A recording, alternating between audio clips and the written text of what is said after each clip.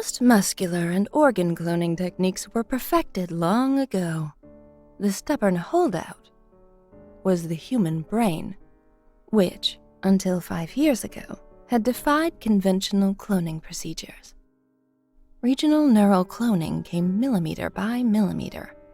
The medulla, the pons, the mesencephalon, and finally, the entire cerebral network. But memory implant remained an elusive dream. Until recently.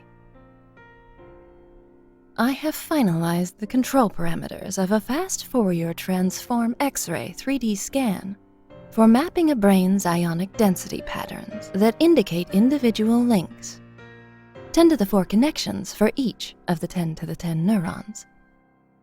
A deep stimulating scan can then cultivate growth in a blank cloned brain, i.e. memory transfer.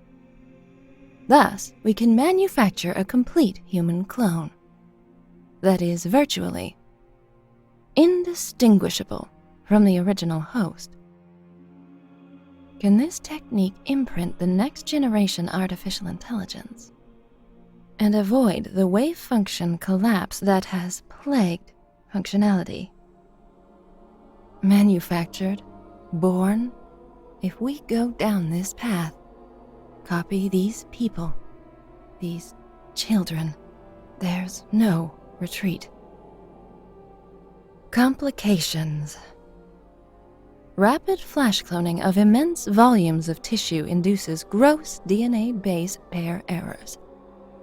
Congenital defects increase 42%.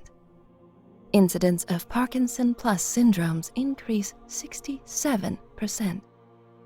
With brain memory replication, there is an 82% rate of dementia, schizophrenia, and brain cancers. Although a small fraction of clones are projected to live a normal lifespan, the average half-life of the physiology in toto is 14.7 weeks. I've informed the Vice Admiral that we are initiating the next phase of the project, candidate procurement. In this insert, Dr. Halsey discusses the flash cloning and memory transfer of the clones. She does this for 2 primary reasons. One, for the creation of the flash clones that would replace the children of the Spartan 2 program, and the second, so that she could clone herself in the coming years in order to create the AI Cortana. Eventually, she comes to clone 7 versions of herself, whereby the physical development of these clones is somewhat hampered in favour of the more comprehensive development of the brain, meaning that these 7 clones of herself are small, malformed, but are purposefully being developed solely for the brain. Then the brain can be harvested and used in the creation of AI core matrices. This in itself is quite a dark and twisted procedure, and while it is easy to blame Dr. Halsey for this and claim that she was the sole person responsible for these horrible crimes, this was done with the full awareness and support of the Office of Naval Intelligence, at least in regards to the children. And while in this insert Dr. Halsey would even question the morality and ethics of the procedures she was about to put in play, the fact of the matter is, she still proceeded, and ONI still offered their full support in the process nonetheless. So to more comprehensively cover the true nature of this flash clone and the memory transfers and the fundamental flaws in that process therein in regards to emotional attachment to memories, I will now reference a video I made around a year ago in regards to the flash clone children. While flash cloning entire humans is possible, the procedure is by no means perfect. It is illegal in accordance with the UN colonial mortal dictator. The process involves the modification of a cloned human embryo, which causes it to develop 100 times faster than it would have naturally. Many anomalies appear as a result of this abnormal developmental rate. They lack the muscle memory and socialization of their hosts. Though these problems can be remedied with intensive therapy, compounding biological defects cannot be corrected. Rapid flash cloning of such immense volumes of tissue induced gross DNA base pair errors. Congenital defects increased 42%, and incidence of Parkinson plus syndromes increased 67%. Although a small percentage of flash clones can have a normal life expectancy, most flash clones will start to degenerate from metabolic instability as part of a process called metabolic cascade failure, death from various neurological and physiological disorders. The average half-life of a flash clone is 14.7 weeks in laboratory conditions. Dr. Catherine Halsey developed and perfected a technique through which a living person's memories can be transferred to a flash-cloned brain, thus creating a clone that is virtually identical to the original host. This process used a fast Fourier transform X-ray 3D scan to map a brain's ionic density patterns. This data could then be used to create a virtual map of every individual link in the brain's neuron pattern. This data would then be used in a deep stimulating scan of a flash clone's blank brain, which would cultivate an identical pattern of linkages and accurately replicate the memories of the host person. Unfortunately, this memory replication results in 82% rates of dementia, schizophrenia, and cancers in the recipient's brain. This technique was used to create identical clones for the Spartan 2 candidates, which replaced the children after the candidates were abducted from their homes. Most of the flash clones quickly died natural deaths, which were explained as pre-existing genetic disorders, drawing suspicion away from the Office of Naval Intelligence. Contrary to Halsey's expectations, many of the clones lived far longer than previously estimated based on laboratory conditions, with at least 4 surviving until 2525. Halsey's attempt to cover up the Spartan 2 program's use of flash clones, combined with her alleged selfish motives for using the clones, contributed to her detainment by the Office of Naval Intelligence after the Human Covenant War. It's so easy, when described with language like this, to forget that these flash clones were living, breathing human beings. They were real children, not military hardware, not some kind of lifeless android. They were real human beings. Clones, yes, but that doesn't make them any less human, any less of a child, any less scared. These clone children were grown at an accelerated rate over 100 times faster. A normal human baby takes 9 months of gestation. That's approximately 40 weeks to go from a fertilized egg to a newborn baby. Assuming the growth rate was maintained through the entirety of gestation, these clones went from a fertilized egg to the equivalent of a 6-year-old in 21.9 days. They would have experienced their bodies growing and stretching by the moment. Worse still is that their minds would have been utterly empty. The only information their brains will have been capable of processing during the vast majority of their growth was the pain and discomfort. Upon the completion of their growth, they would undergo the memory transfer. Though it is unclear if or how Oni managed to scan the ionic density patterns of the candidates, what is known is that the memory pattern was then transferred into the blank brains of the clones. The issue herein is that memories would have no context.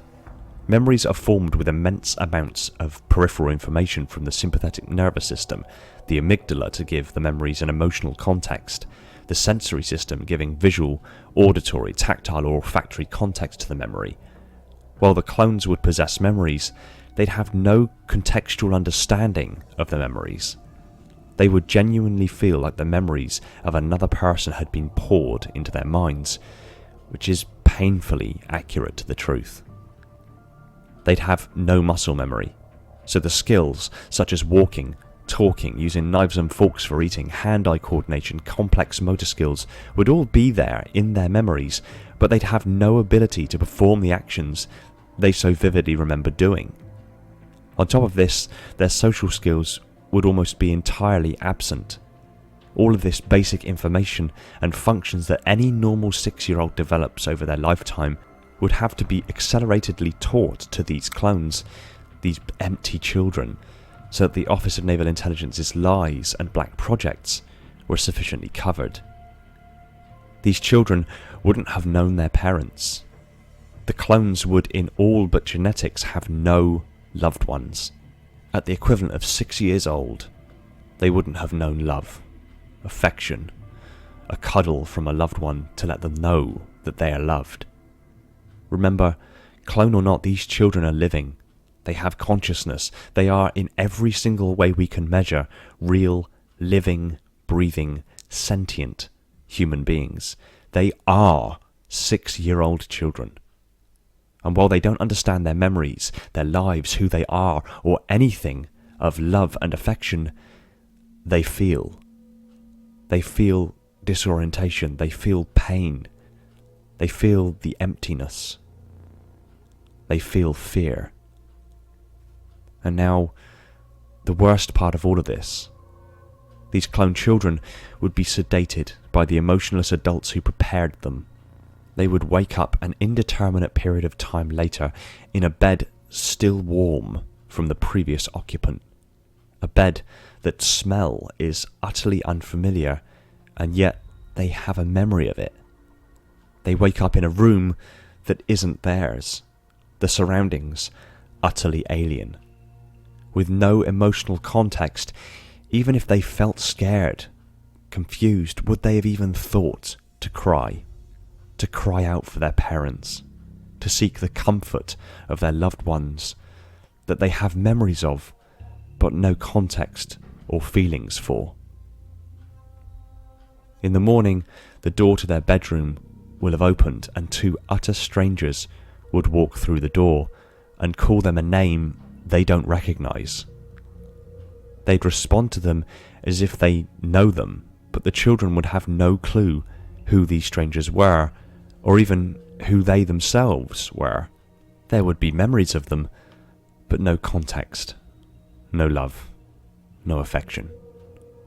These strangers would immediately begin to think that something was wrong. They'd ask questions the children didn't have answers for. They'd grow ever more concerned until they eventually take them to doctors to diagnose the problem. Over the coming days and weeks, these children would begin to inexplicably fall ill. Their bodies, their own DNA, failing on them. Doctors would diagnose an exotic autoimmune disease, and these strangers, these parents, would simply look on distraught and powerless as what they perceived to be their child began wasting away before their eyes. These children, these 6-year-old children, would have lived a life of chaos, disorientation, confusion, pain and anguish, feeling empty, having memories that weren't their own, living in bodies that weren't theirs, with homes and parents and toys that they had no emotional recollection of, just the empty, emotionless memories.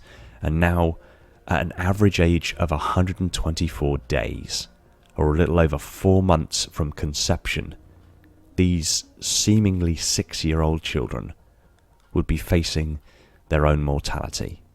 They'd be facing death, leaving a life with no context, no meaning, no love.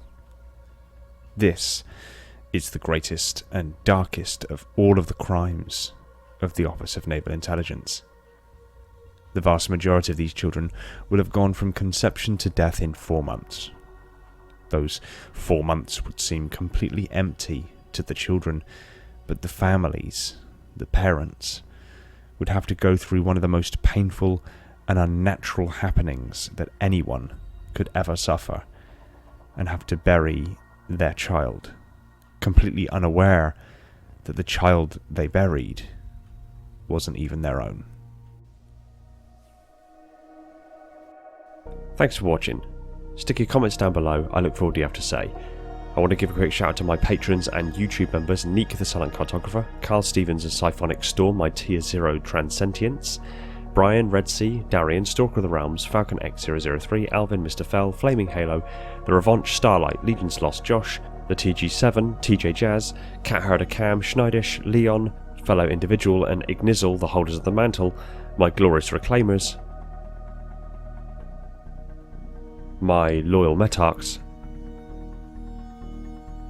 and all the other patrons and members that have jumped aboard to support the channel. Much love to you guys, thanks so much for your support. It's keeping things happening and helping the development of the channel and future awesomeness in a big way. If you like Halo lore discussed to insane levels of detail, hit that subscribe button and the little bell icon so you're told the second a new video hits the shelves. Be sure to support us on all major social media channels including Discord, and if you really love the channel, consider heading over to Patreon and supporting the channel over there, or jumping on as a channel member. It would mean the world to me, but also affords you guys loads of great perks and bonuses while also helping work towards some awesome stuff in the near and distant future. Take it easy everyone, and find peace in the domain